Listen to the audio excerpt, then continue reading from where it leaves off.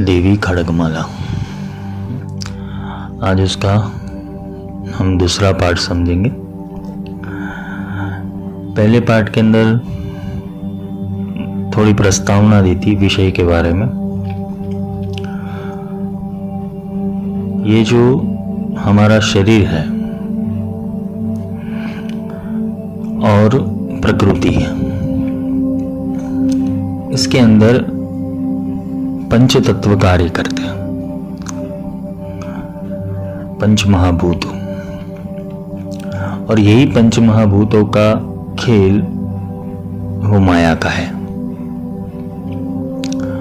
मेरे ब्रह्मास्त्र विद्या के लेक्चर जिसने सुने होंगे तो उनको थोड़ा पंचभूतों के विषय में थोड़ा डिटेल में समझ आया होगा।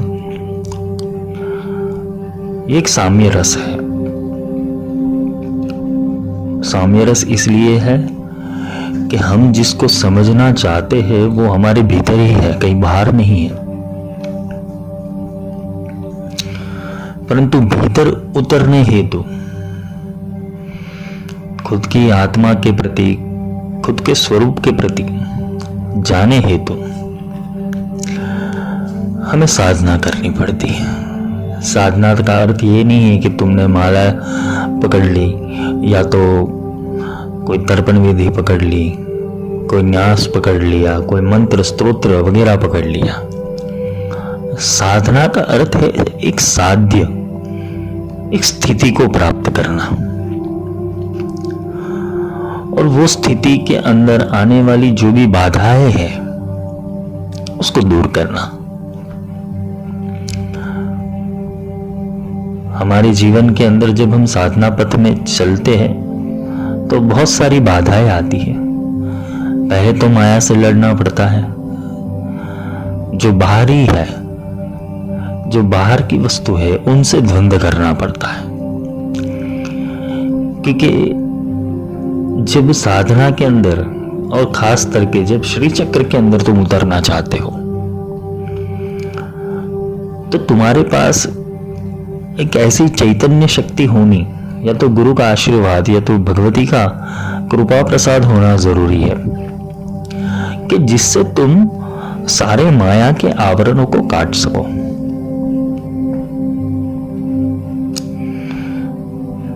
गुरु का कार्य है तुम्हें चक्र के अंदर प्रवेश करवाना,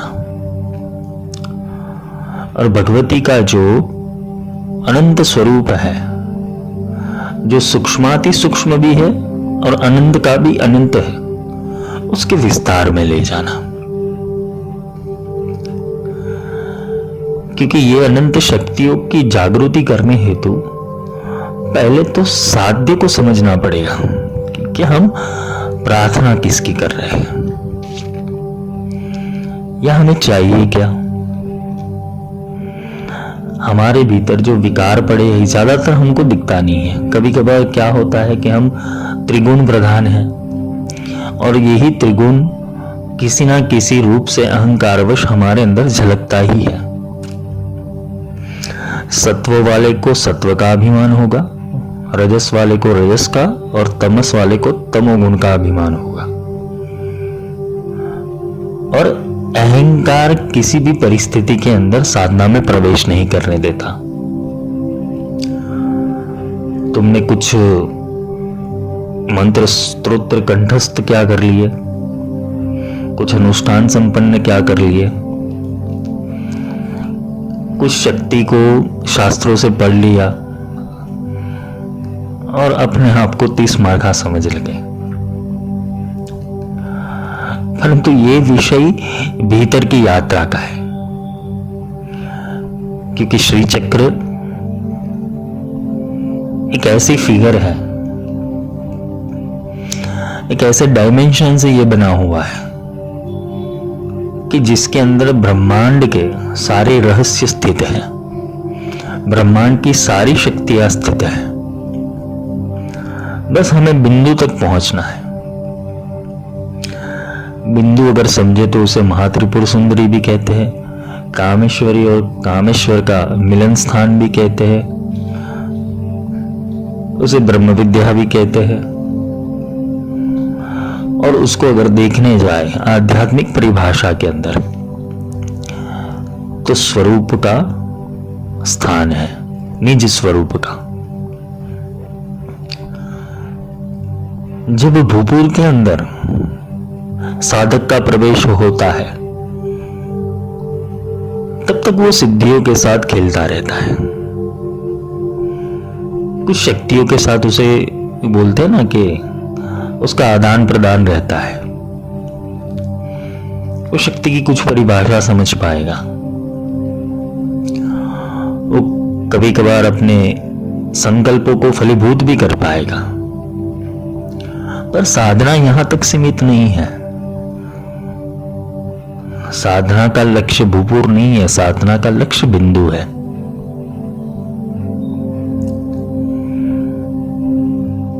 क्योंकि साधना में प्रवेश करने हेतु तो पहले तो तुम्हें अपने मनोबल को स्थिर करना है, मन के भावों को समझना है। ये त्रिपुर और कुछ नहीं है, मन की 3 अवस्था है, जागृत, अर्धजागृत और सुषुप्त। देह की 3 अवस्था, स्थूल, सूक्ष्म, कारण।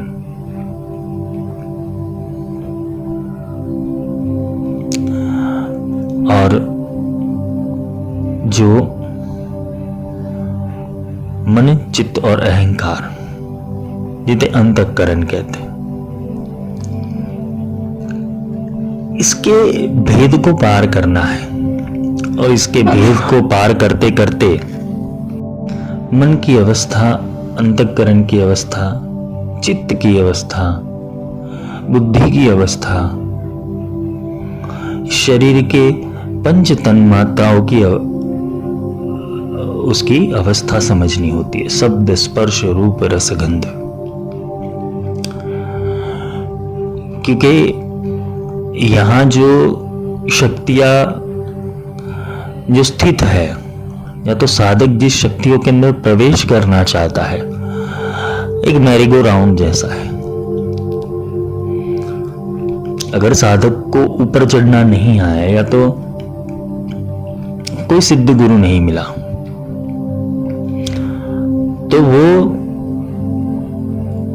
अपनी इंटीग्रिटी नहीं कर पाएगा। और इंटीग्रिटी ना होने के ऊपर होगा क्या, वो वही का वही उस चक्र के अंदर स्थित रहेगा। इसमें कितने साल भी लग जाते हैं और कितने जन्म भी लग जाते हैं। गुरु का कार्य है ये पूरा जो श्री चक्र है,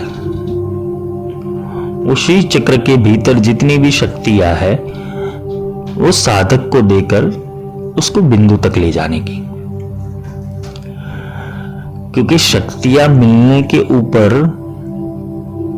एक बात याद रखना, शक्तियां तो मिल जाएगी, उसे संभालना कैसा है वो सीखना है, उसे कंट्रोल कैसे करना है। क्योंकि कंट्रोल पावर नहीं होगा तो शक्तियां तुमसे भी खिलेगी।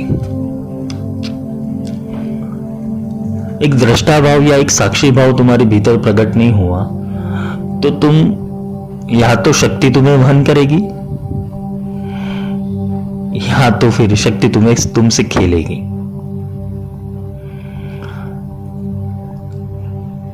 यहां समर्पण काम आता है। और जैसे जैसे तुम्हारा समर्पण बढ़ता जाएगा, जैसे जैसे ये शक्तियों के केंद्र सेंटर में होते जाएंगे, कॉन्सेंट्रेट होते जाएंगे, वैसे वैसे तुम्हारी साधना की इंटीग्रिटी बढ़ेगी। तुम्हारा एक शरीर में से दूसरे शरीर के अंदर तुम्हारी छलांग लगेगी। स्थूल देह से सूक्ष्म देह में आओगे, सूक्ष्म देह से कारण देह के अंदर आओगे, कारण देह के अंदर से महाकारण देह के अंदर आओगे। और फिर जब तुम बिंदु के ऊपर पहुंच जाते हो तो एक विराट अस्तित्व की संभावना शुरू हो जाती है। वहां तुम्हारे पास शक्तियां नहीं है, वहां सिर्फ वाइब्रेशन है, सिर्फ संकल्प है, सिर्फ विचार है, सिर्फ थॉट्स है। बिंदु के ऊपर आने पर जो साधक होता है वो दृष्टा बन जाता है। उसे कुछ कार्य करना नहीं रहता, उसके थॉट्स, उसका थॉट प्रोसेसर पूरा माया से अलग हो जाता है। और माया से जब वो अलग हो जाता है तो वो माया को और माया जाल दोनों को देख सकता है। कहां फंसना है, कहां नहीं फंसना है, उसके ऊपर वो अंकुश लगा सकता है। पाश अंकुश धारिणीम। वो अपने शब्द को, अपने स्पर्श को, अपने रूप को, अपने रस को, अपने गंध को एक कमांड देता है। आपने ललिता का विग्रह देखा होगा, उसके अंदर इक्ष धनु है। जो गन्ना होता है वो धनुष्य है देवी का, और तीर पंच तन मात्रा है। वो कंट्रोल करती है इंद्रियों को।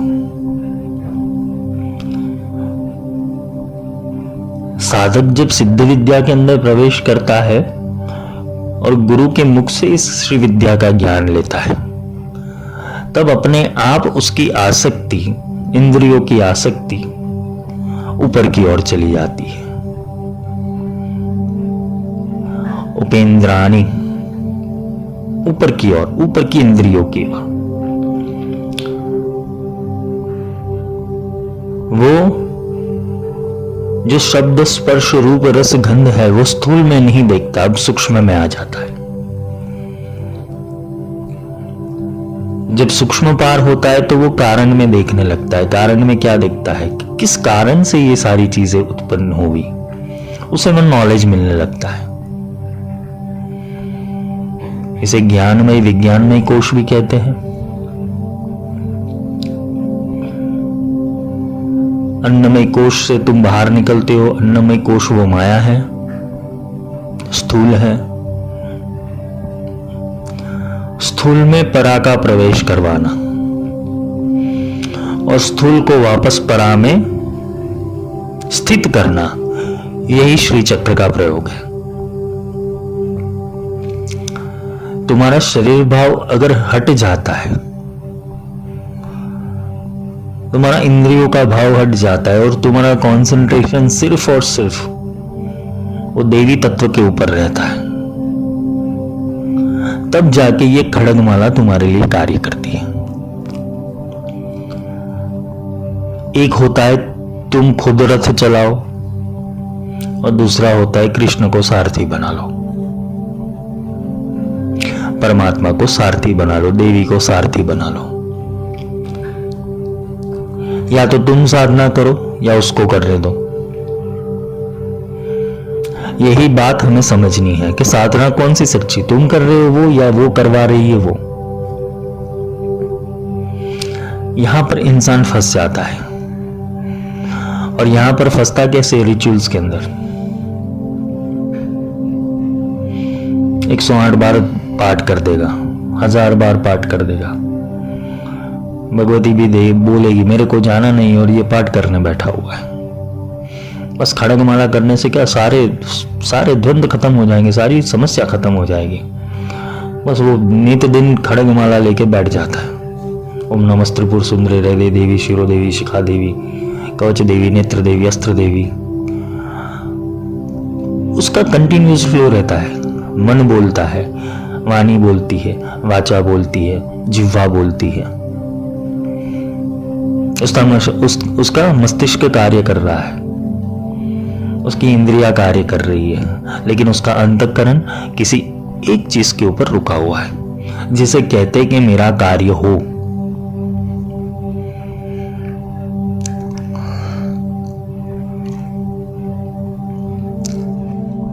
जब भगवती संचारण करती है, जब भगवती अपनी ऊर्जा का संचारण करती है, तो तुम्हें एक बोलते हैं ना कि नेत्र देवी अलग दृष्टि मिल जाती है। तुम जिस दुनिया को अभी जिस स्वरूप से देख रहे हो, शास्त्र के किसी ज्ञान को जिस स्वरूप से तुम पढ़ रहे हो, वो पूरा उल्टा लगेगा।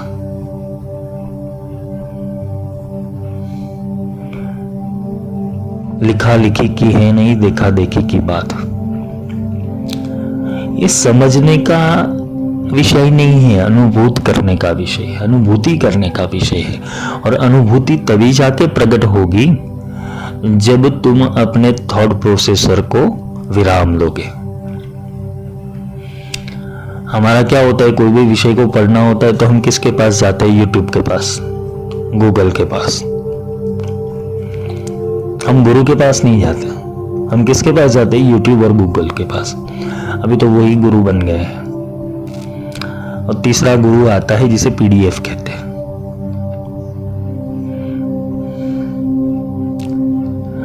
होता क्या है, हम अपना बेड़ा गर्क करवा लेते हैं। ना मणि पद्म का पता है, ना मूल पद्म का पता है, ना चक्रेश्वरी का पता है, ना योगिनी का पता है। हमें सिर्फ एक वाक्य रचना मिल जाती है स्तोत्र के अंदर, कैसे पढ़ा जाता है। काफी लोग कंठस्थ भी कर लेते हैं, जब भी मन करे बैठ जाते हैं आंखें बंद करके। भगवती का स्वरूप क्या है वो तो पता नहीं, बस लगे पड़े हैं। हम वो त्रिपुर के अंदर जो वासिनी है, त्रिपुर के अंदर रहने वाली है, जो ब्रह्म ग्रंथि, विष्णु ग्रंथि, रुद्र ग्रंथि को विभेदन करने वाली जो शक्ति है, उसको हमें प्रणाम करना है। तुम्हारा सत्व भी टूटना चाहिए, रजस भी टूटना चाहिए और तमस भी टूटना चाहिए। बाकी जो रहता है वो भगवती रहती है।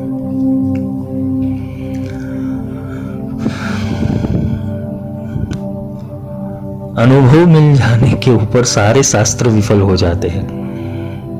क्यों? क्योंकि तुम्हारे पास अभी साध्य है, अभी साध्य मिल चुका, साधना किसकी करोगे? तुम्हें उसके अंदर लीन रहना है। फिर तुम्हारी पूजा बाह्य नहीं होगी, सब आंतरिक होगी। और वो भी तुम्हें नहीं करनी है, तुम्हें तो सिर्फ प्रेम और समर्पण करना है, बाकी का सारा काम वो करती है।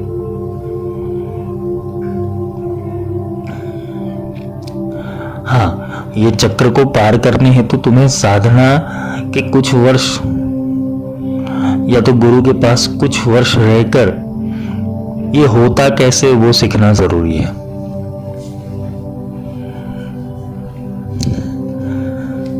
क्योंकि इसको जाने बिना हम श्री विद्या के अंदर एंटर तो हो जाएंगे और बाहर कैसे निकलेंगे? लास्ट लेक्चर में भी समझाया था, किधर से बाहर निकलेंगे? अष्टदल से, षोडश दल से, अंतर्दशार से, बाहर दशार से, त्रिकोण से, बिंदु से, किधर से निकलेंगे? भगवती जब देह के अंदर, विदेह स्वरूप के अंदर, आकार के अंदर, साकार स्वरूप के अंदर, जब वो चैतन्यमय ऊर्जा तुम्हारे भीतर उतरने लगती है, तब जाके ये खड्ग चालू होता है, तब जाके वो खड्ग अस्त्र बनता है, तब जाके वो खड्ग सिद्ध होता है।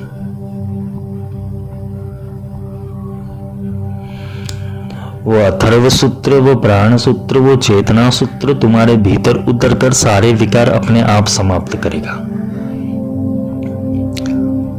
बस तुम्हें समर्पण से आगे कहां जाना नहीं है और अपने गुरु वाक्य के अंदर स्थिर रहना है। गुरु जो सिखाते हैं उसके अंदर स्थिर रहना है, क्योंकि ऑलरेडी तुम्हारे भीतर सब कुछ ऑलरेडी मिल करके ही भगवान ने भेजा हुआ है, कुछ नया करना ही नहीं है। हम क्या करते हैं, नया नया करने में अपना बेड़ा गर्क करते हैं। नई चीजें इम्प्लांटेशन करने के अंदर जो हमारा बेसिक प्रोग्राम है वही वायरस वाला हो जाता है। इससे होता है क्या, एक साधक इधर गुरु के पास भी जाएगा, दूसरे गुरु के पास भी जाएगा, यूट्यूब वाले गुरु को भी सुनेगा, वो एनसाइक्लोपीडिया हो जाएगा। और एनसाइक्लोपीडिया होने के ऊपर क्या हो जाएगा, उसकी पैटर्न्स बनेगी, संस्कार बनेंगे। और संस्कार बनते बनते हो क्या जाएगा, वो जड़ हो जाएगा। बिनु सत्संग विवेक न होई, राम कृपा बिनु सुलभ न होई। सत्य का संग प्रभु कृपा से ही मिलेगा। राम की कृपा होनी चाहिए राम को समझने हेतु, कृष्ण की कृपा होनी चाहिए कृष्ण को समझने हेतु, त्रिपुर सुंदरी की कृपा होनी चाहिए त्रिपुर सुंदरी को समझने हेतु। वो तो अति रहस्य की भी रहस्य है, उसको तो वही समझ पाता है जो डूबा है। तुम कुछ पुस्तक पढ़ के, कुछ विवरण पढ़ के, कुछ शास्त्रों को पढ़ के तुम उसको कैसे समझ पाओगे? वो खुद देती है, वो खुद समझ देती है। तो श्री चक्र के अंदर जब हम प्रवेश करते हैं तो ये 9 चक्र का व्यू है। ये 9 चक्र के व्यू को हमें भेजना है। मैंने श्री विद्या के लेक्चरों के अंदर ये 9 चक्र के ऊपर थोड़ा प्रकाश डाला था। नाद व्यू, बिंद व्यू, आत्म व्यू, कुल व्यू, नाम व्यू, ये सब व्यू के बारे में मैंने समझाया था। एक बार फिर से कल मैं उसके विषय के अंदर ले लूंगा, तो उसको और डिटेल में समझेंगे। पर ये 9 चक्रों को समझना जरूरी है। इसका स्थान कहां कहां के ऊपर है? शरीर के अंदर। उसके विषय में भी हम कल समझेंगे, क्योंकि आज मैं सिर्फ वो विषय को, जो 9 चक्र है, वो 9 चक्र को कैसे समझा जाए, उसकी चक्रेश्वरी कौन है, उसकी योगिनी कौन है। ज्यादातर ये विषय तो सबको पता ही होगा, परंतु जो नए हैं, जो अभी अभी साधना शुरू की, या तो जिनको पता ही नहीं है, वो खड़गमाला करते रहते 10 साल से, लेकिन उनको चक्र की देवी नहीं पता है और योगिनी नहीं पता है। तो उनके लिए थोड़ा एक संक्षिप्त विवरण कर लेता हूं। जो भूपुर है, जो श्री यंत्र है, मेरु लोगे या तो भ्रूपृष्ठ लोगे, उसके अंदर जो भूपुर आता है चतुष्कोण, उसके द्वार होते हैं, 4 द्वार है। उसको त्रैलोक्य मोहन चक्र कहते हैं।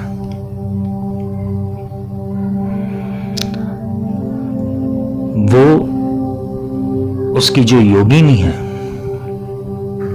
वो प्रकट योगिनी है, और उसकी जो चक्रेश्वरी है, जो अधिष्ठात्री है, वो त्रिपुरा देवी है। उसके बाद 3 वृत्त आते हैं।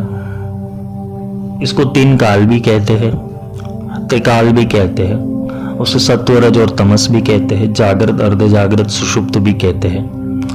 इसको महाकाली, महालक्ष्मी, महासरस्वती भी कहते हैं। ये 3 सर्कल है काल के, भूत, भविष्य, वर्तमान, जो रोटेशन के अंदर है। उसके ऊपर हम आते हैं तो षोडश दल आता है, षोडश पद्म दल।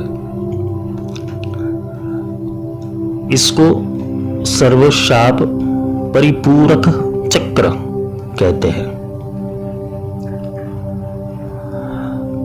यहां तक साधक जो पहला है त्रैलोक्य मोहन, यहां तक साधक का जब प्रवेश होता है तो उसके अंदर मोहन सिद्धियां प्रकट होती है, अष्ट सिद्धि प्रकट होती है, कुछ विशेष सिद्धियां प्रकट होती है, जिससे वो अपने थॉट प्रोसेसर से माया के कुछ कार्य संपन्न कर सकता है। अनिमा सिद्धि, लदिमा सिद्धि, महिमा सिद्धि, प्राकाम्य सिद्धि, ईशत्व सिद्धि, वशित्व सिद्धि, 8 प्रकार की सिद्धियां जो है वो ये त्रैलोक्य मोहन चक्र के अंदर स्थित है। उसके बाद जो चक्र है वो षोडश दल सर्वाशाप परिपूरक चक्र। वो सर्व जो अभी तक उसके लिए अनलॉक है, इसे किलक बोला गया है, किलन बोला गया है। कोई कहते हैं ना उत्कीलन करना पड़ेगा मंत्र को। तो जितना भी तुम्हारे लिए सृष्टि के बाहरी, जिसे बोलते कि वृत्त, भूपुर के अंदर जितनी भी जो हमारी कल्पना शक्ति थी, उससे ज्यादा तीव्र शक्ति, उससे ज्यादा तीव्र मेधा शक्ति हमें इस चक्र के अंदर मिलती है। और जो हमें समझ में नहीं आता था, जो हमारे लिए सब किलन था, जो श्रापित था, जो हमारे कर्मास थे, हमारे पैटर्न्स थे, हमारे संस्कार थे, वो इस चक्र के अंदर आकर थोड़ा रिलैक्सेबल हो जाता है। तुम एक आध्यात्मिक छलांग लगाते हो। तुम अब देह को सब कुछ नहीं मान रहे हो, प्रकृति को सब कुछ नहीं मान रहे हो, या पंचभूतों को सब कुछ नहीं मान रहे हो। तुम उससे थोड़ा ऊपर उठ रहे हो, तुम आत्मा की ओर बढ़ रहे हो। तुम्हारे समझ में यह आ जाता है कि मैं ना देह हूं, ना देह से संलग्न इंद्रिया हूं, ना इंद्रियों से संलग्न विषय हूं, ना विषयों से संलग्न विचार हूं। तुम्हारी समझ इतनी हो जाती है वहां पर।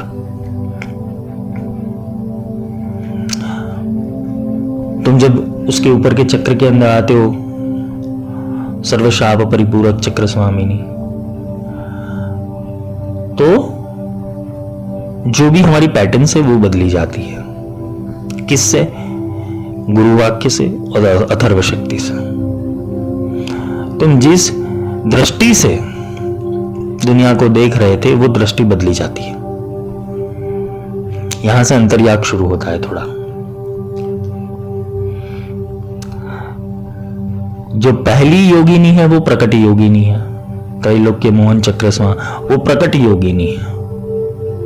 प्रकट का अर्थ है सामने से संदेश देना, प्रकृति से मैसेज मिलना, प्रकृति से लेन देन करना, प्रकृति के साथ संबंध स्थापित करना। एक टेलीपैथिक कम्युनिकेशंस यहां चालू हो जाती है। तुम उसे ग्रिप कर पाते हो आसानी से। इसलिए यहां की योगिनी प्रकट योगिनी है। किसी और आमनाय और तंत्र के अंदर योगिनी अवतरण किया जाता है। योगिनी का अर्थ मैंने पिछले लेक्चर में समझाया था कि जो जोड़ती है,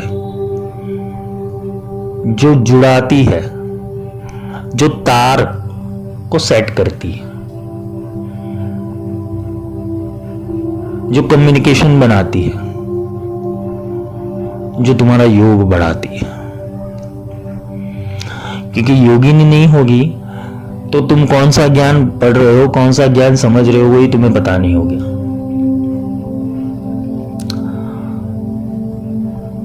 तो उसकी जो देवी है वो त्रिपुरा देवी है।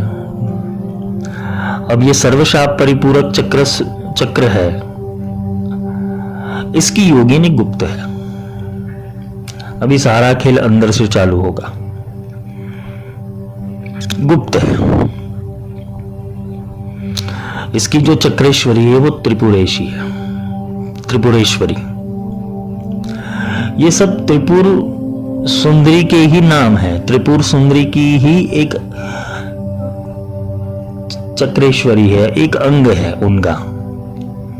इसे बोलते हैं कि भाई एयरटेल कंपनी है, एयरटेल या BSNL है या तो रिलायंस जियो है, वो कंपनी का हेड है, वो सिम कार्ड बांटने नहीं जाता।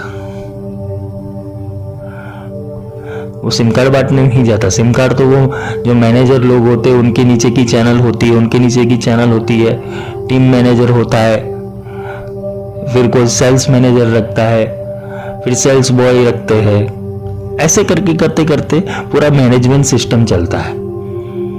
वैसे ही ये पूरा सिस्टम है। तो ये 9 चक्रों के ऊपर खुद का एक एक अंश भगवती ने रखा हुआ है, उसकी देवी बोला गया है। और देवी के कम्युनिकेशन के अंदर कौन है? योगिनी। योगिनी साधक से जुड़ती है, योगिनी साधक से जुड़ती है, और जो चक्रेश्वरी है देवी है वो योगिनी से जुड़ती है, और वो जो चक्रेश्वरी है वो फिर मूल बिंदु से जुड़ती है। ऐसे करके पूरा स्टेप आता है। इसे मध्यमा, परा, पश्यंती और वैखरी कहते हैं।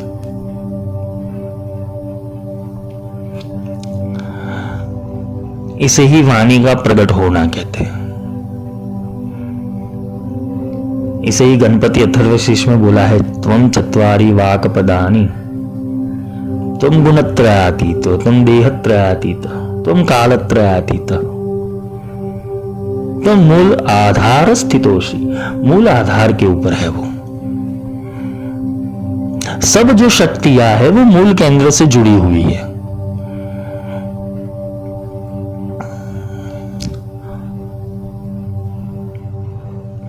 जो ईश्वरीय शक्तियां है, मूल देवता जो है वो त्रिपुर सुंदरी है, जिसे हम जगदम्बा, पराम्बा, महाशक्ति, आदि शक्ति अनेकों नाम से पुकारते, वो मूल शक्ति है। उसका अंश सरस्वती, लक्ष्मी, काली।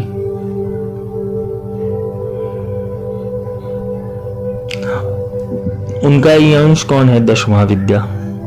उनका ही अंश कौन है? नौ दुर्गा। और ये जो चक्र बना हुआ है, श्री चक्र बना हुआ है, श्री चक्र और कुछ नहीं, एक पैटर्न है, एक सिस्टम है, एक मैनेजमेंट है, एक मैनेजमेंट सिस्टम है कि साधक को जो बहिर् रूप के अंदर उसके पास श्री यंत्र है, उसके ऊपर वो एक एक स्टेप का पूजन करता है, एक एक लेयर्स पार करता करता बिंदु के ऊपर आता है। वैसे ही वो अंतर्मुखी जब होता है, उसका अंतर्याग शुरू होता है, तो एक एक स्टेप को छोड़ते छोड़ते वो ऊपर आता है। वो जैसे जैसे ऊपर आता है वो देवी और उसकी योगिनी शक्तियां उनकी सहाय करती है। अगर तुम्हारा लक्ष्य गलत है, तुम्हारे इरादे गलत है, तुम्हारी नीयत गलत है, तो ये चक्रेश्वरी चक्र में के अंदर भी घुमा देती है।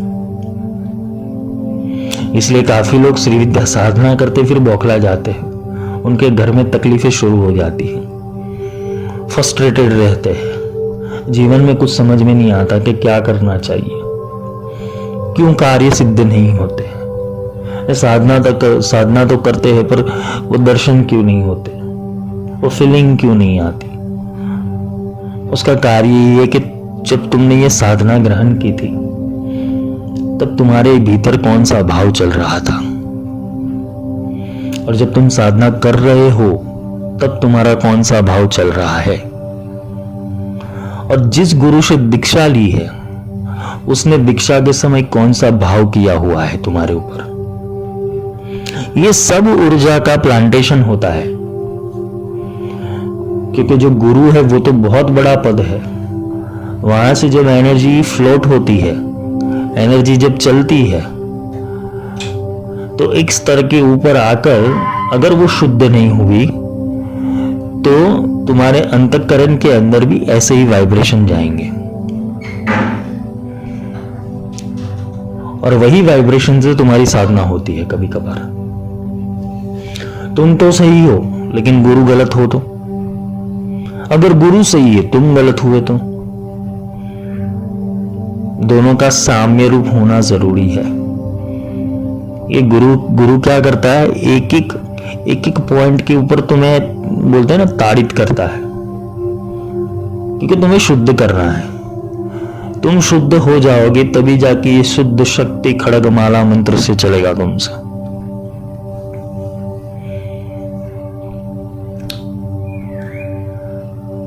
तो जो आगे का चक्र है अष्टदल, षोडश दल के ऊपर आता है अष्टदल। इसे सर्व संक्षोभन चक्र बोला गया है। इस चक्र के अंदर प्रवेश करने हेतु जीवन में वैराग्य लाना जरूरी है। पहले वैराग्य का अर्थ ये नहीं कि तुम भगवे कपड़े धारण करके, सफेद कपड़े धारण करके जंगल के अंदर चले जाओ, अनासक्त हो जाओ, रुचि चली जाए, डिप्रेशन के अंदर आ जाओ, माया को छोड़ दो, ऐसा नहीं है। संक्षोभन का अर्थ ये होता है कि तुम्हें अंदर से एक तिराड़ पड़नी चाहिए, एक बिजली कड़कनी चाहिए तुम्हारे भीतर। वो बिजली खुद की महासत्ता के लिए, खुद के स्वरूप के लिए, खुद के आत्मा में प्रवेश करने हेतु। जब ये सत्य की खोज की जिज्ञासा प्रकट होगी, तब जाके तो वो जब अंदर से तुम आहत होते हो और आहत होने के बाद तुम एक सत्य की खोज में निकलते हो, तो ये संक्षोभन उत्पन्न होता है। संक्षोभन माया के अंदर उत्पन्न होता है, शरीर के अंदर उत्पन्न होता है, मन के अंदर होता है, बुद्धि के अंदर होता है, अहंकार के अंदर होता है। तुम्हारा मूल स्वरूप आनंद है, पर तुम प्राप्ति किस चीज की करने चाहते हो वो तुम्हें पता नहीं है, इसलिए संक्षोभन उत्पन्न होता है। एक दूसरी चीज अस्तित्व में आना। अब ये कोरोना चल रहा है, वो संक्षोभन नहीं तो और क्या है? प्रकृति बैलेंस कर रहा है। संक्षोभन चक्र। कोई भी चीज को सेट करने हेतु उसे रिबूट करना। तुम्हारा लक्ष्य परमात्मा है तो तुम्हें रिबूट आत्मा से करना पड़ेगा। मन से किया तो परमात्मा पे नहीं जाओगे, बुद्धि से किया तो नहीं जाओगे, अंतःकरण से किया तो नहीं जाओगे, चित्त से किया तो नहीं जाओगे। रिबूट कहां से होना पड़ेगा? आत्मा से होना पड़ेगा।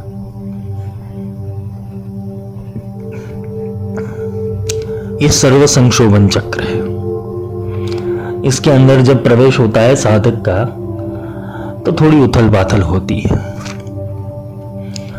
उसको पता नहीं चलता कि उसे चाहिए क्या। उसकी आसक्ति ना माया में रहती है ना परमात्मा में रहती है। वो बौखला जाता है थोड़ा। पर ये स्थिति आती है क्योंकि इसी स्थिति के अंदर गुरु मिलते हैं। इसी स्थिति के अंदर तुम्हें सत्य का संग मिलता है, क्योंकि तुम अभी खोज कर रहे हो। वो संक्षोभन उत्पन्न हो गया, तुम्हारी खोज चालू हो गई कि सत्य क्या है, कि जिसे प्राप्त करके मैं शांत हो जाऊं, मैं निर्विचार हो जाऊं, मैं आनंदमय अवस्था में चला जाऊं। जब मुझे कुछ चाहिए ही नहीं, ना माया मेरे साथ आने वाली है, ना मैं माया के साथ जाने वाला हूं, मुझे कुछ चाहिए ही नहीं, तो मैं हूं किस लिए यहां पर, और मुझे क्या प्राप्त करना है? यह संक्षोभन उत्पन्न होता है। तो ये सर्व संक्षोभन जब चालू होता है, तब तुम्हें निराकार परिस्थिति में ले जाया जाता है। तो निराकार जो परमात्मा है उसके स्वरूप का ज्ञान करवाया जाता है, क्योंकि तुम्हारी आस्था बाह्य आकारों के ऊपर अब स्थिर नहीं रहती। तुम्हें कुछ एक ठोस सबूत चाहिए परमात्मा का। तुम्हें भगवती का कोई ठोस सबूत चाहिए, शक्ति का कोई ठोस सबूत चाहिए। ये नित्य शक्ति क्या है? ये 16 नित्या क्या है? वो परमात्मा की 16 नित्य शक्ति है, भगवती की 16 नित्य शक्ति है, जो हमेशा रहती ही है। इसका ना आदि है, ना मध्य, ना अंत है। लेकिन जो हम कहते हैं कामेश्वरी भगमालिनी नित्य किलना भेरुंडा वही निवासिनी, वो है क्या सब?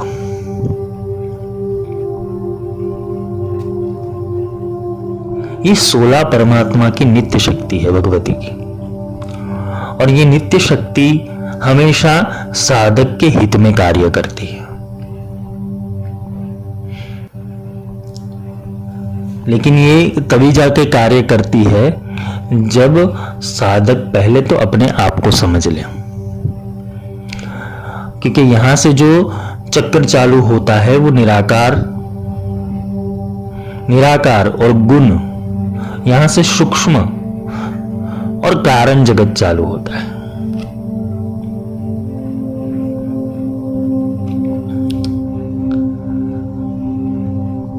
ब्रह्मांड पूरा अस्तित्व के अंदर आए, लेकिन ब्लैक होल में जाने के बाद क्या होता है? ब्लैक होल के अंदर सारे आकार, कल्पना, विचार, तरंग, वाइब्रेशन, सारा कुछ समाप्त हो जाता है ब्लैक होल के अंदर।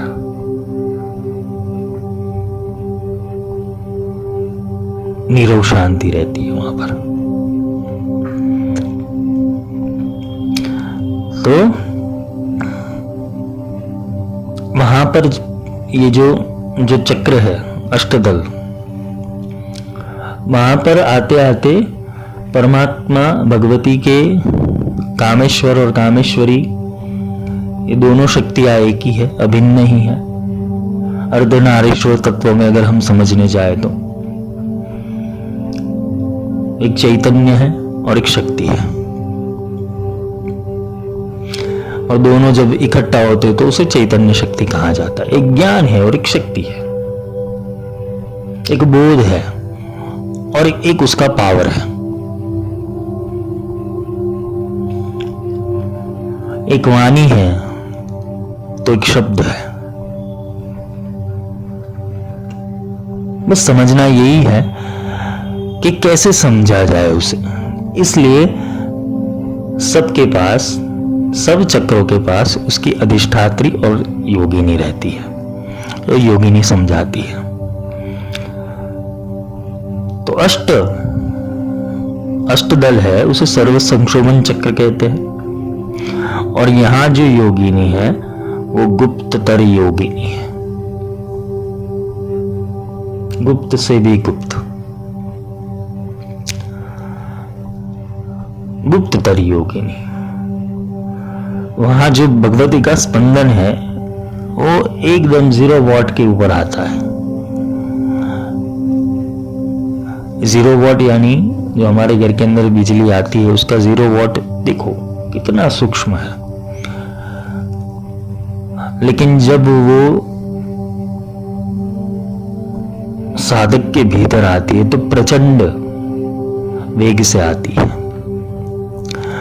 उसका लाइट सूक्ष्म रहता है, उसके स्पंदन सूक्ष्म रहते हैं, पर जब वो आती है दृष्टि गोचर होती है। वो दृष्टि गोचर तो उसे नहीं बोलता है, कपोल के ऊपर आती है। जब वो मानस शक्ति के अंदर प्रवेश करती है, जब वो विचारों के अंदर प्रवेश करती है तो बहुत बड़ा चित्र खड़ा कर देती है। फिर इसे लिखने के लिए तुम्हें 15 घंटे चाहिए, 20 घंटे चाहिए, 35 घंटे चाहिए, पूरा जीवन निकल जाए तुम्हारा। वो इतना कुछ दे देती है। इसीलिए तो शिव महिमन में आता है कि असित गिरदम सात कज्जलम सिंधु पात्रे सुर तरुवर शाखा लेखनी पत्रे मुर्वी लिखित यदित्वा शारदा सर्वकालम।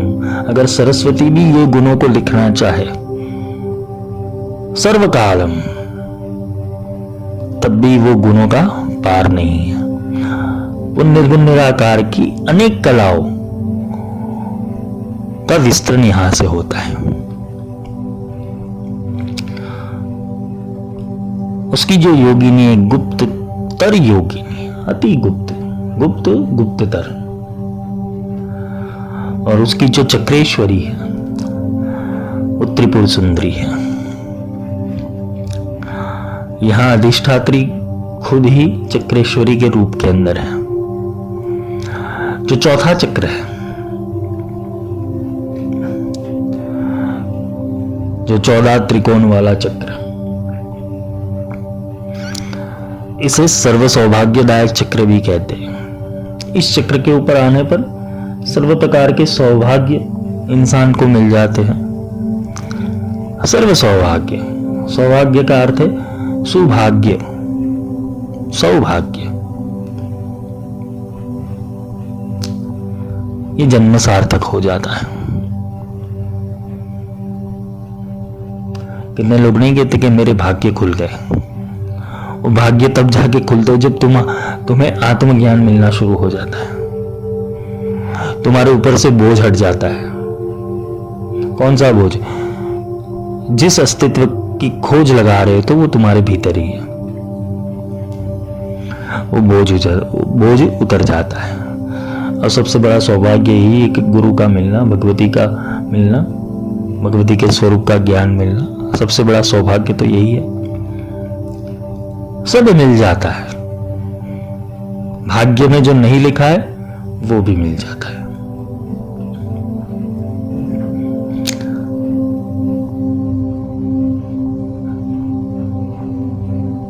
यहां पर ये चक्र के अंदर जो योगिनी है वो संप्रदाय योगिनी है।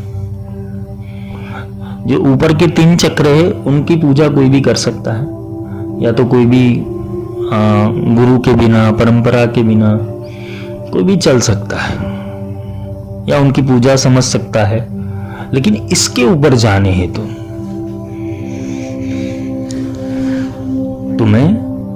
तुम्हारा संप्रदाय तुम्हें चाहिए। संप्रदाय का अर्थ ये नहीं है कि जो 14 संप्रदाय है वो 14 संप्रदायों के अंदर जो भी कहा गया है, समझाया गया है, जो भी मंत्र दृष्टा हो गए, अगस्त्य, लोपामुद्रा, कामराज, मनमत, ये सभी हो गए। संप्रदाय का अर्थ है जो परंपरा से चलता आया हुआ है, मुझे उसे सम्यक प्रदा भी कहते हैं, जो सम्यकता से मिलता है। सम्यकता का अर्थ है जो सम्यक न्यास यदि संन्यास, जो सबके अंदर समान है, जो मूल तत्व, जो मूल अधिष्ठात्री का जो तत्व है, जो भगवती का तत्व है, वो परंपरा, जो गुरु परंपरा से मिलता है। और गुरु परंपरा का अर्थ यही है कि जिस विधि से दिया जाता है, जिस कारण से दिया जाता है, जिस मापदंड से दिया जाता है। क्योंकि तुम्हें बोर्ड एग्जाम क्लियर करने हैं तो क्वेश्चन पेपर तो आने ही वाला है। सीबीएसई की एग्जाम दे रहे हो या तुम्हारे राज्य के किसी बोर्ड की एग्जाम दे रहे हो, यूपीएससी की दे रहे हो, तुम कोई भी एग्जाम दे रहे हो, परीक्षा पत्र तुम्हारे हाथ में आने वाला है। ऐसा ही कुछ सम्यक जो संप्रदाय योगिनी है, या तो ये चक्र के अंदर प्रवेश करने के जो नीति नियम है वो बांधे जाते हैं।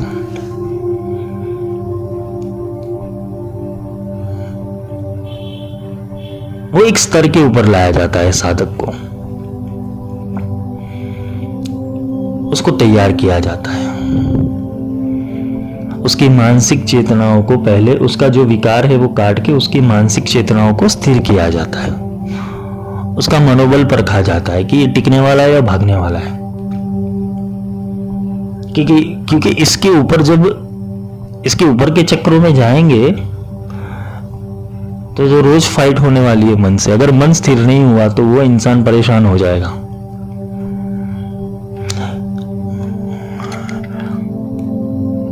तो यहां से जो भी चक्र है वो बोलते हैं ना कि परंपरागत मिलते हैं, गुरु परंपरा से मिलते हैं।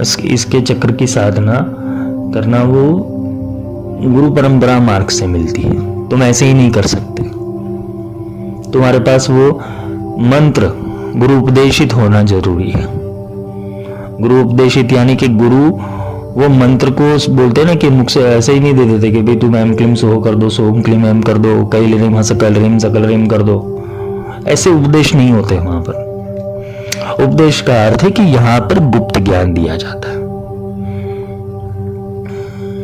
वो गुप्त रूप से, जो कुल के अंदर श्रियम वासे में कुले, श्री सुक्त में तो यही समझाया था, श्रियम वासे में कुले। श्री कहां पर उतरती है? कुल में। इसलिए भगवती की एक देवी है कुल सुंदरी, भगवती का नाम है ललिता सहस्त्र के अंदर। कुल योगिनी, कुल सुंदरी, कुल के अंदर वो अवतरित होती। कुल का अर्थ कुंडलिनी से भी है, कुल का अर्थ इंद्रियों से भी है, कुल का अर्थ परंपरा से भी है, कुल का अर्थ कौल परंपरा से भी है, और कुल का अर्थ गुरु परंपरा से भी है।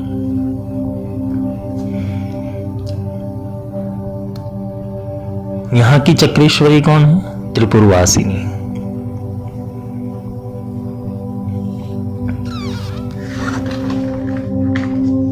जो आगे का चक्र है,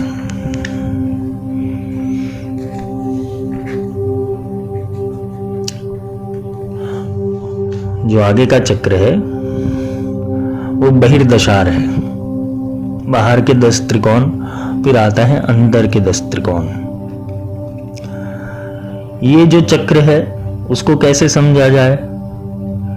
इस सर्वसिद्धि की प्राप्ति करवाता है ये चक्र। उसे सर्वसिद्धि जो भी शक्तियां है उनका पूजन इसमें आता है। ये जो बहिर्दशार है उसकी योगिनी है कुलोत्तीर्ण योगिनी। जिसने कुल के अंदर सर्टिफिकेट ले लिया है, वो पास हो गया है, एग्जाम पास हो गया है, तब जाके इस चक्र के अंदर उसे प्रवेश मिलता है। गुरु थप्पा लगाते हैं यहां पर। गुरु उसको बोलते हैं ना कि सर्टिफाइड करते हैं, ट्रेडमार्क देते हैं, रजिस्टर करते हैं कि हाँ यहां तक पहुंचा है तो कुछ बात होगी। ऐसा नहीं कि तुमने 50 तर्पण 100 तर्पण कर दिया और गुरु ने तुम्हारे ऊपर थप्पा लगा दिया, ये प्रक्रिया नहीं होती। यहां तुम्हारे मन बुद्धि चित्त अहंकार के अंदर क्या गतिविधियां है, तुम कैसे कंट्रोल करते हो, उसके ऊपर निर्भर करता है कि तुम्हें कुल में से उत्तीर्ण किया जाए या नहीं। कुलोत्तीर्ण योगिनी। फिर उसका जो संवाद होता है वो परखा हुआ होता है, उसका ज्ञान परखा हुआ होता है। वो कसौटी के ऊपर ज्ञान प्राप्त किया है, क्योंकि गुरु ने मार मार के सिखाया हुआ होता है। कुलोत्तीर्ण योगिनी। पास ऐसे ही नहीं होते। यहाँ पे चिटिंग नहीं चलती। यहाँ पे तुम किसी बोलते ना कि चिट को लेके जाके पढ़ नहीं सकते। अंदर से बोलना चाहिए। वो गुरु तत्व तुम्हारे भीतर जब प्रवेश करता है, भगवती का तत्व प्रवेश करता है, तब तुम्हारे भीतर से अपने आप ज्ञान प्रकट होता है। इसे स्फुरन शक्ति कहते हैं। स्फुरना मिलती है और 24 घंटे रहती है। और तुम कितने सत्य हो कितने गलत हो वो गुरु परखते हैं पहले। ऐसे उत्तीर्ण नहीं किया जाता कि जा तू उत्तीर्ण हो गया, ऐसा नहीं होता। और ऐसे करने वाला गुरु भी बोलते ना कि तुम्हारा बोलते ना कि तुम्हारी गति नहीं चाहता। अगर तुम्हारा गुरु तुम्हें अवरोध नहीं करता है, तुम्हें तुम्हारे गलत होने के ऊपर भी तुम्हें सीख नहीं देता है, तो वो गुरु गलत है। गुरु का कार्य है तुम्हें सीख देना, तुम्हारे भीतर से वो उसको प्रकट करना। स्वरूप निरूपण हेतव्य, वो स्वरूप का निरूपणम तुम्हारे अंदर करना, इसे ब्रह्म निरूपणम कहते हैं। और तुम पास कब होगे, तुम उत्तीर्ण कब बनोगे? उत्तीर्ण तो तभी जाके बनोगे जब गुरु में जो चल रहा है वो तुम्हारे अंदर चलने लगे। गुरु जहां से ज्ञान लेके आते वहां से तुम्हारे भीतर भी ज्ञान प्रकट होने लगे, तो समझ लेना कि तुम उत्तीर्ण हो रहे हो, उत्तीर्ण हो गए हो। इसके बाद के चक्रों के अंदर साधक सिर्फ इसे कहते हैं कि अपनी परख से चलता है, सिर्फ अपनी सेंस से चलता है। अपने ज्ञान और उसके परीक्षण के ऊपर वो खुद आगे चलता है। कि आगे के चक्र जो है गुरु की जरूरत पड़ती है हमेशा, अंतिम बिंदु तक पड़ेगी, पर यहां से गुरु थोड़े रिलैक्स हो जाते हैं। और सारा कार्य, क्योंकि वो भी एक गुरु की मूर्ति के रूप के अंदर निरूपणम हो रहा है, वो शिष्य, तो गुरु यहां से उसके ऊपर जो कंट्रोल रखा हुआ था वो थोड़ा रिलीज करते हैं।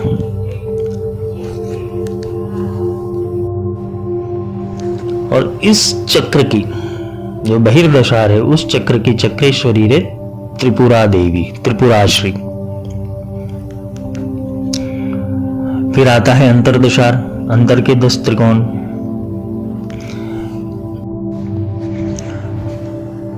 जो अंतरदशार है, बहिर्दशार का चक्र क्या है? सर्वार्थ साधक चक्र, सबको साधना, सब जो अस्तित्व की जो भी शक्तियां है, उसका ज्ञान है, उसका बोध है, उसको साधना, तभी जाके तो कुलोत्तीर्ण होता है। इसकी योगिनी कौन सी? कुलोत्तीर्ण योगिनी।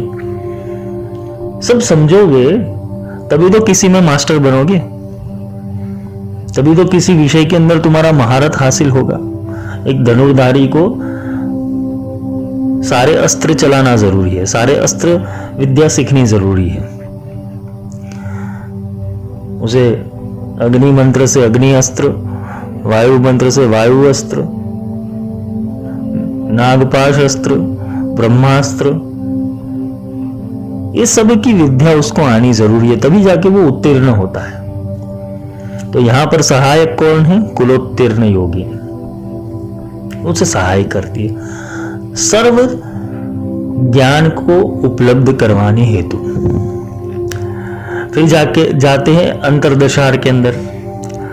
इस चक्र का नाम है सर्वा रक्षाकर चक्र। जब तुम इतने निपुण हो जाओगे,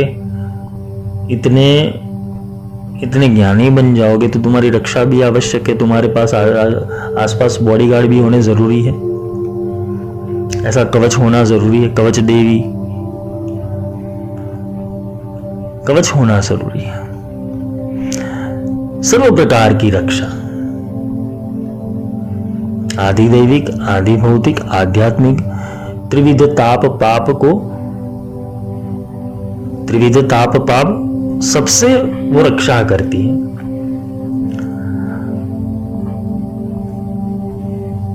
इसकी जो योगिनी है वो निगर्भ योगिनी है। गर्भ और निगर्भ, एक होता है गर्भ से पैदा होने वाला, एक होता है स्वयं प्रकाशित, निगर्भ योगिनी। तो ये योगिनी निगर्भ योगिनी है। इसका अर्थ है कि इसका योग वो हिरण्यगर्भ के उस पार भी है।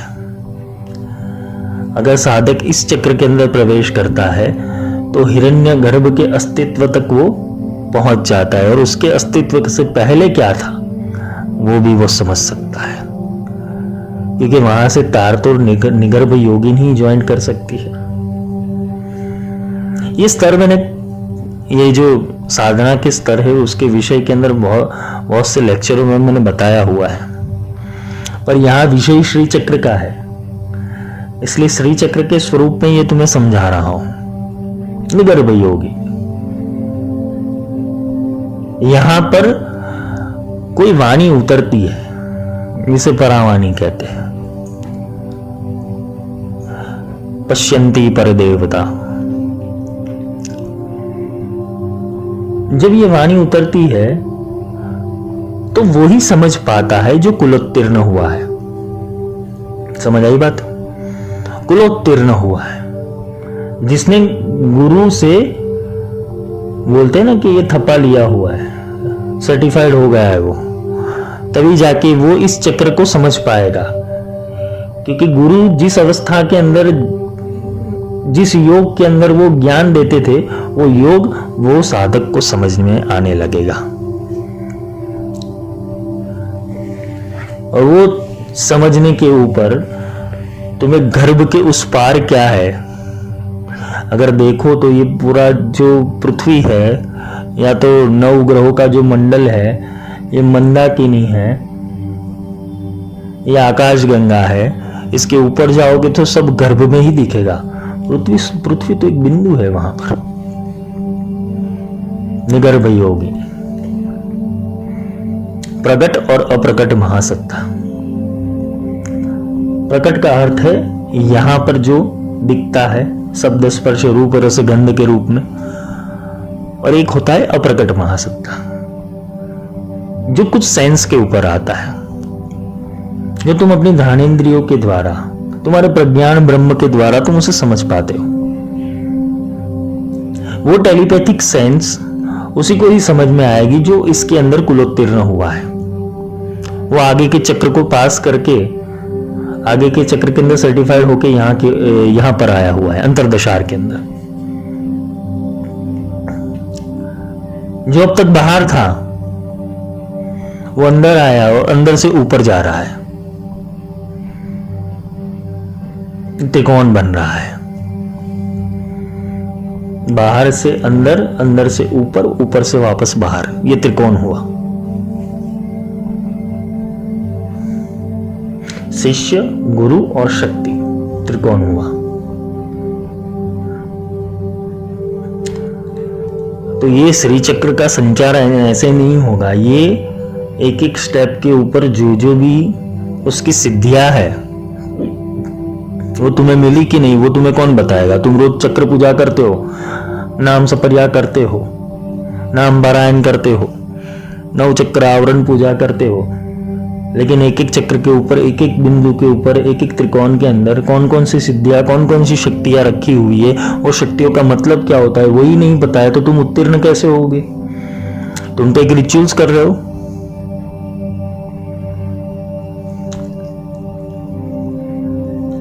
भगवती क्या समझा रही है, इसलिए बोल रहा हूं ये योगिनी चक्र को समझना बहुत जरूरी है। एक एक योगिनी तुम्हें समझ में आ जाएगी तो तुम समझ पाओगे कि तुम्हारी स्थिति कहां पर है अभी। कि तुम पुस्तक के कीड़े हो, यूट्यूब के कीड़े हो, या गूगल के कीड़े हो। निगर्भ योगिनी, इसकी जो चक्रेश्वरी है वो त्रिपुर मालिनी है। चक्रेश्वरी का अर्थ भी कल समझाऊंगा। कल हम मूल माला, जो खड़ग माला है, उसके अंदर प्रवेश करेंगे।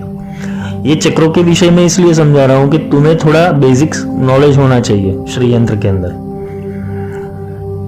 मैं अभी वीडियो पर नहीं समझा सकता, इसलिए ऑडियो में समझा रहा हूं। आप अपने पास श्री चक्र रख ले। श्री चक्र का जो पैटर्न है या तो उसकी जो आकृति है उसको रख दे, और एक एक चक्र को समझते जाए। ये जो आगे का है, आगे का चक्र है अष्टकोण वाला, इसे सर्व रोग हर चक्र कहते हैं।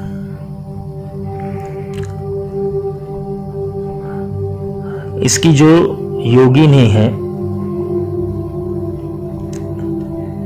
वो रहस्य योगिनी है, और इसकी जो चक्रेश्वरी है वो त्रिपुरा सिद्धि है। सर्वरोग हर चक्र,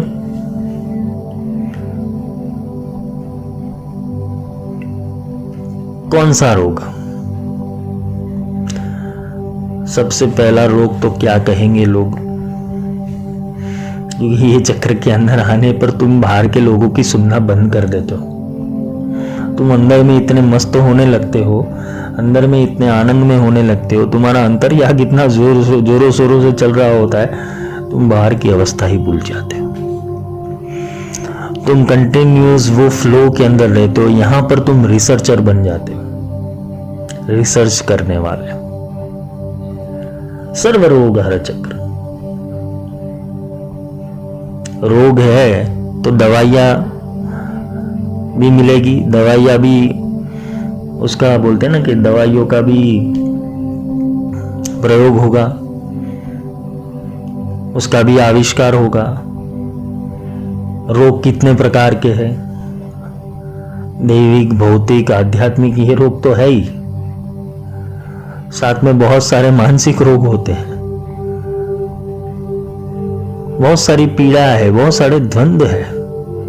तो इस चक्र के अंदर प्रवेश करने के बाद सारे तुम्हारे जो रोग है जन्म जन्मांतर के, सर्व रोग हर, एक रोग नहीं बोला है, सर्व रोग हर।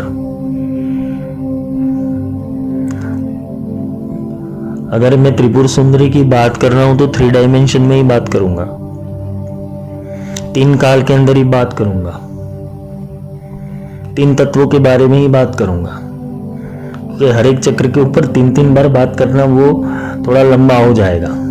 सर्व रोग हर, कुछ रोग आते हैं भूतकाल से, कुछ पैटर्न्स आते हैं ना फॉलो करती करती हुई। काफी साधक अपने पुराने जन्म के जो संस्कार होते हैं उसी से ही वापस गिरते हैं, क्योंकि वो मूल में है ना, मूल अभी तक सही नहीं हुआ है।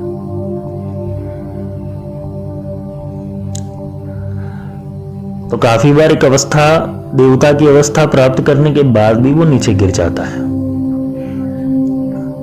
अच्छा साधक होने के बाद भी वो वापस नीचे गिर जाता है।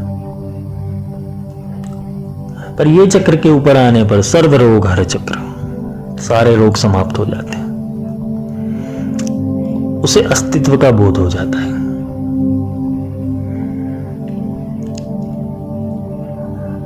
अस्तित्व के बोध के अंदर अब उसको क्या संभालना है, कौन सी स्थिति पे कायम रहना है, वो सीख जाता है, उसके अंदर महारत हासिल हो जाता है। इसलिए उसके आजू बाजू वो रोग, किसी भी प्रकार का रोग भटकता नहीं है, ना राग भटकता है, ना द्वेष भटकता है, ना स्तुति लज्जा निंदा भटकती है। वो अलमस्त मौला हो जाता है, जिसे अवधूत बोलते हैं, फकीरी कहते हैं। शरीर तो है ही है, आंतरिक रोग भी निकाल देते हैं, कुछ बचता ही नहीं है, क्योंकि सब विचार सब रोग है। निर्विचार औषधि,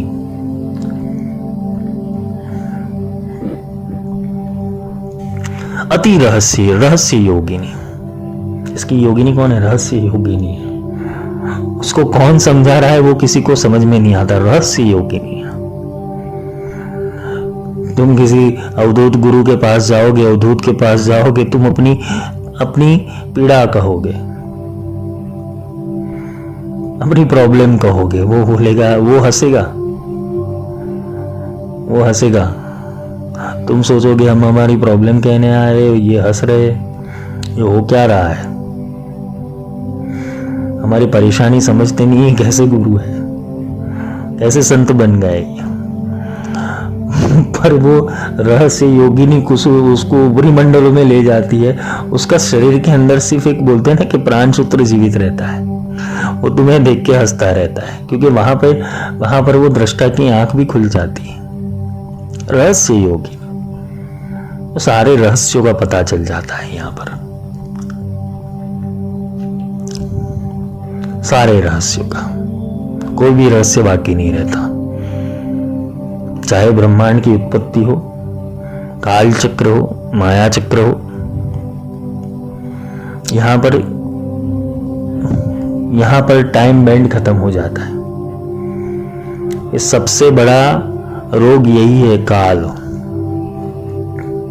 क्योंकि आगे की जो योगिनियां हैं, अति रहस्य योगिनी और परात्पर रहस्य योगिनी, यहां से तुम प्रकृति के उस छोर के ऊपर पहुंच जाते हो जहां पर सिर्फ और सिर्फ कैवल्य पददायिनी,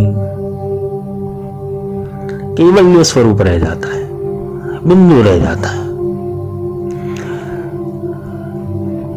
इसके बाद जो चक्र है, इसकी जो देवी है वो त्रिपुरा सिद्धि है।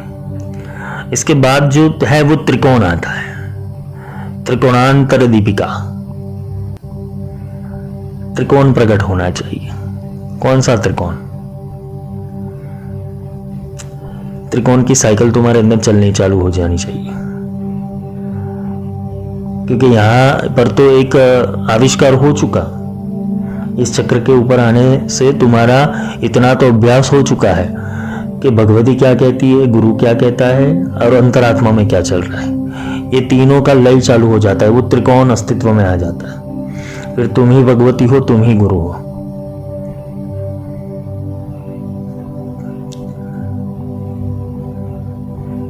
तुम ही भगवती हो, तुम ही गुरु हो। यहां से अद्वैत अवस्था का पहला पद चालू होता है और अंतिम पद तो बिंदु है, फर्स्ट स्टेप और सेकंड स्टेप।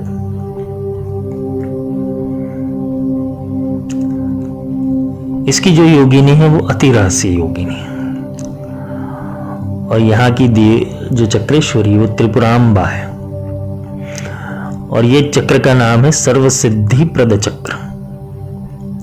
सर्वसिद्धि, कोई भी सिद्धि बाकी नहीं है।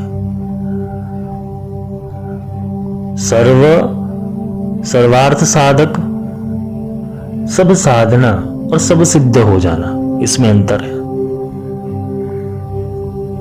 यहां पर कोई भी सिद्धि बाकी नहीं होती। सर्व सिद्धि प्रदायक चक्र, सब सिद्धियां मिल जाती हैं। अनिमा सिद्धि, लदिमा सिद्धि, महिमा सिद्धि, ये सब सिद्धि तो है ही है, लेकिन इसकी जो योगिनी है अति रहस्य योगिनी, तो ये अति रहस्य शक्तियां है वो भी कार्य करनी शुरू हो जाती। ये त्रिकोण जागृत हो जाना चाहिए। इसलिए बोला है ना कि कोई भी विद्या लो, कोई भी विद्या सीखो, वो गुरु मुख से सीखो, क्योंकि गुरु तुम्हारे अंदर गुरु वाक्य से, गुरु के बोलने के ऊपर तुम्हारे अंदर इतने सारे बीज इम्प्लांटेशन हो जाएंगे कि तुम्हारी गति, तुम्हारा ट्रैवलिंग, तुम्हारा सोल ट्रैवलिंग अपने आप शुरू हो जाएगा। अंदर बैठा हुआ आत्मा सब समझ रहा है, उसे सब समझ है कि क्या गलत है क्या सही है। वो तुम्हें टकोर भी करेगा, और टकोर करते करते करते तुम्हें एक सही रास्ते के ऊपर ले आएगा। ये त्रिकोण जागृत होना चाहिए। बिंदु के नीचे जो त्रिकोण आता है वो, इसे मूल त्रिकोण कहते हैं। सर्वसिद्धि प्रद चक्र। विचार से सब होता है, विचार ना भी करो, अगर तुम्हें जरूरत है, सूक्ष्म में भी किया हुआ है, सुषुप्त में भी किया हुआ है, स्वप्न में भी किया हुआ है, वो भी प्रकट हो जाएगा। अगर तुम्हारा मूल त्रिकोण जागृत हो गया, इसके संदर्भ में स्वप्न, सुषुप्ति,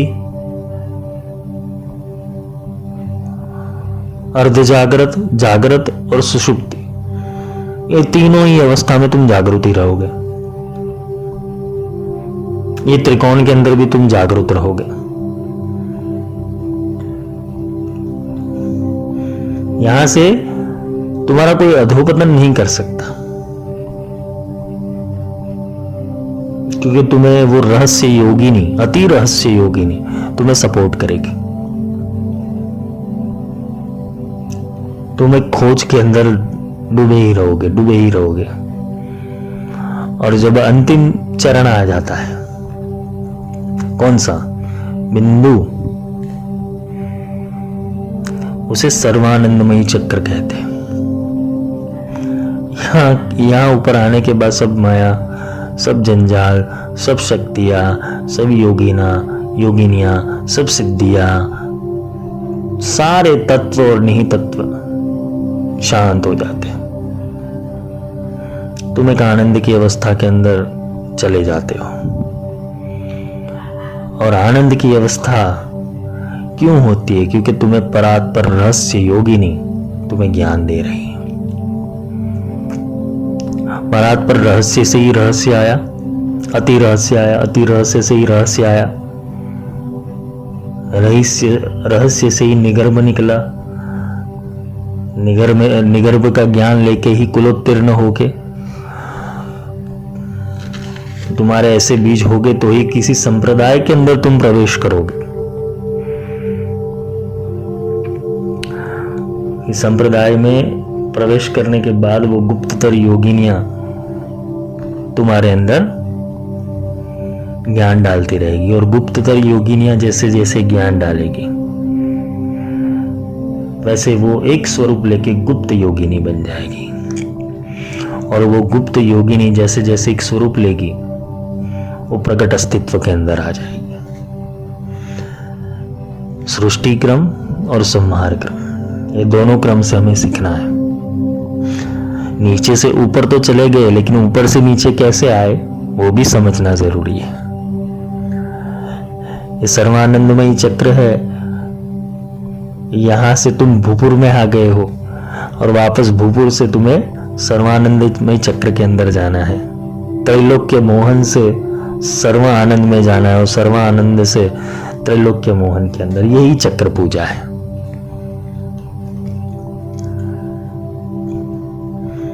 तुम्हारी स्थिति जो है उसे पकड़कर मत बैठो। तुम जहां पर भी हो, जिस स्थिति में हो, बस उसे पुकार लगाओ। श्री विद्या का साधक वो मंत्र रचयिता है, तंत्र रचयिता है।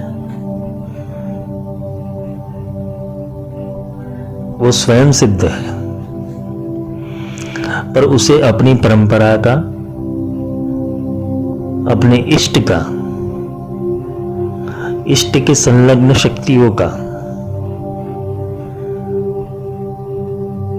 अपने शरीर के अंदर, अपने स्थूल के अंदर, अपने सूक्ष्म के अंदर, अपने कारण जगत के अंदर, सब जगत के अंदर उसका इष्ट साध्य होना जरूरी है उसे। अगर उसका इष्ट तीनों ही अवस्था में साध्य है, प्रकट है, गुप्त है, अति रहस्य है, पर उसके साथ है, तो समझ लेना वो एक उच्चतम साधक है। पर तुम अगर रिचुअल्स कर रहे हो और तुम्हें सपोर्ट ही नहीं मिल रहा है प्रकृति, तो समझ लेना कुछ गलतियां हो रही है, कुछ गलतियां हो रही है। तुम किसी गलत चैनल के अंदर घुस गए हो, जहां पर ये माया के 3 सर्कल है, वो तुम्हें फंसा रहा है। तो आज के लिए इतना ही। कल हम खड्गमाला के मूल मंत्रों में के अंदर प्रवेश करेंगे, मूल स्तोत्र के अंदर प्रवेश करेंगे।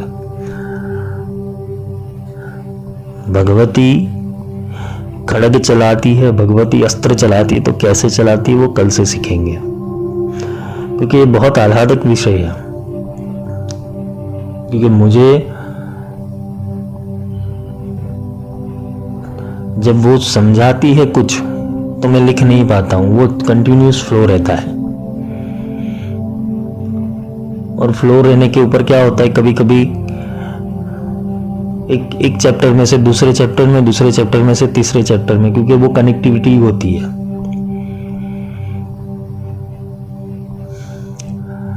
तो हम कल मिलते हैं, कल या परसों, जब अभी समय मिलेगा तब करेंगे। आज के लिए इतना ही। शुभ रात्रि, जय माई की।